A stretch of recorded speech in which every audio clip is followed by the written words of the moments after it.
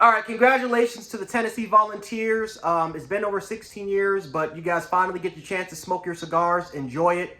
Alabama fans, I'm just going to get this out the gate right now. It is not over. It is not over for the Alabama Crimson Tide. They still have an opportunity. They still have a shot. We got to focus. Listen, it's a tough loss. It's a rivalry game. We got to focus, and we got to get prepared. We got to get ready for Mississippi State, because Mississippi State, they're not letting us off. That's another tough game, another tough passing aerial attack. We got to get right. We got to get focused for that game. But diving into this real quick, Alabama got outplayed. They got outcoached. Game management situations, Tennessee handled it a lot better. And in the most critical moments of the game, Tennessee was able to capitalize on a lot of opportunities. We had our chances to win this game, guys. We had our chances to win, and we never capitalized on it. We had the turnover, which we had the turnover, which we desperately needed, which could have given our offense at least 3 points. Did not happen. We had another opportunity. We had another opportunity we had another opportunity again in the second half. We had we had a chance. Will Riker, if he would have made the field goal, I'm not even going to necessarily say they win the game, because guess what? We couldn't stop them in 17 seconds. But poorly ran game management by Bill O'Brien. We didn't run the ball one single time, even when we were in field position, so we can try to wind that clock down. We did not take away any other timeouts. Nothing of the sort. Nothing. Poorly ran game management by Bill O'Brien. Bryce Young played a hell of a game. Both quarterbacks played a hell of a game. Bryce Young was incredible. How he's able to run Bill O'Brien's offense to a high effective level with inexperienced receivers it's amazing. It's amazing. Bryce Young has no help at all when it comes to offensive coordinator, when it comes to making plays. He has to be the one to go up to the line and make adjustments. He has to try to get these receivers at the right page. He's what Tom Brady and Peyton Manning were to their offenses, right? He's not getting the Joe Brady treatment. He's not even getting the Josh Heupel treatment, right? Some of the best, the Steve Sarkisian treatment when he was here in Alabama, when he was dealing with Tua Tagovailoa and Mac Jones. We don't have that. It is all Bryce Young when it comes to decision making and setting our guys up. When it comes to making these major adjustments. Hence, why we always have to snap the ball with less than 3 seconds left on the clock. So I'm not blaming Bryce Young at all, but I'm not going to discredit Hendon Hooker. Hendon Hooker had a hell of a game, incredible game. Wyatt, we couldn't cover him at all, and that concerns the hell out of me, because if we play Tennessee again in the SC Championship game, they're going to have Cedric Tillman back. And that offense is going to be unstoppable, because we could not stop Tennessee's receivers. Even when they were stacked, we could not stop them. So that's going to concern me if we play Tennessee again. But how we came out the game, 8 penalties in the first half. Literally, kickoff came, penalty, false starts, illegal motions, not getting ready to set. We decided to touch the damn ball, Quindarius Robinson, to give Tennessee the ball, even though our defense got out rarely, but they got us out. But Kool-Aid, why are you running up to the ball? You're confusing Quindarius Robinson. Why are you running up to the ball when you know you're not going to return it? It makes no sense to me at all.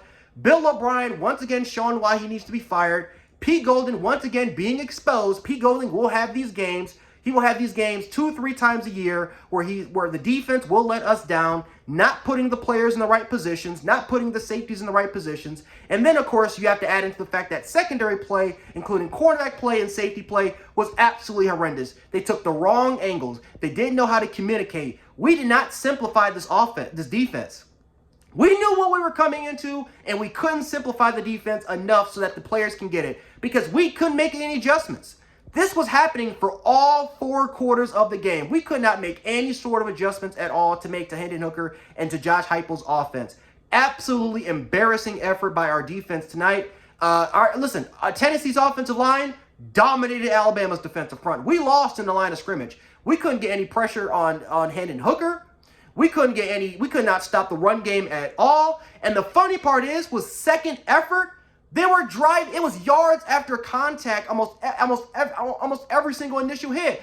Well, if it was small or right. So this was just a complete embarrassing effort by our defense. Oh yeah, this was supposed to be the greatest defense in Alabama history. My ass. We all know that now that's full of crap. A loss was coming. I went on Fanatic Perspectives live stream, and I said, listen, this team's not going to go undefeated. Why? Because this team has a lot of holes. This team has a lot of holes. Our offensive line is not great. Our defense is not great. And we have Pete Golding and Bill O'Brien. Simple as that. This team was not going to go undefeated. We were going to get a loss at some point, whether it was going to be today at Tennessee, whether it was going to be on the road at LSU, or who knows, maybe on the road against Mississippi State. A loss was coming, ladies and gentlemen. Would I love to have an undefeated season? Absolutely. But the fact of the matter is, it was not coming. So like I said, let's not be salty, Bama fans. Let's give credit where credit is due. Let's give credit to Tennessee. Let's give credit for Josh Heupel and those guys, because it's been 16 years for them. I mean, the streak was going to come to an end at some point. It came to an end tonight in Neyland. But again, guys, we shot ourselves in the foot. 8 penalties in the first half, being down by 17 points in the first half. I mean, you can't do that. You can't do that against this team. But yeah, guys, we got outplayed, outcoached, game management situations by Bill O'Brien. Once again, he exposes himself for the fraud he is. Because I guarantee you that if Bama would have won this game, not Bama fans, because we all know Bill O'Brien sucks, but the majority of the country would have came out and said, what the hell are you talking about? Bill O'Brien's a great offensive coordinator. So I'm glad he exposed himself once again for the piece of shit that he is as far as coaching, because with literally 30 seconds left, and we didn't run the ball, not once, not twice, we didn't run the ball. We didn't run the ball, not one time, to try to get that clock all the way down, just in case if Will Reichert misses the field goal. But speaking of Will Reichert, once again, guys, prototypical Alabama football. Guys, the honeymoon phase is over. It was good while it lasted. We had 2 years. We had 2 years of great field goal kicking, no worries at all. But guys, it's over. Will Reichert I don't think he's bad. He's not a Papanastis, but he's not an Andy Bolivis. But guys, it's over. It's over. He's not Jeremy Shelley. I mean, again, Jeremy Shelley was accurate. He just didn't have any leg power. But guys, it's over. It's over. It's over, man.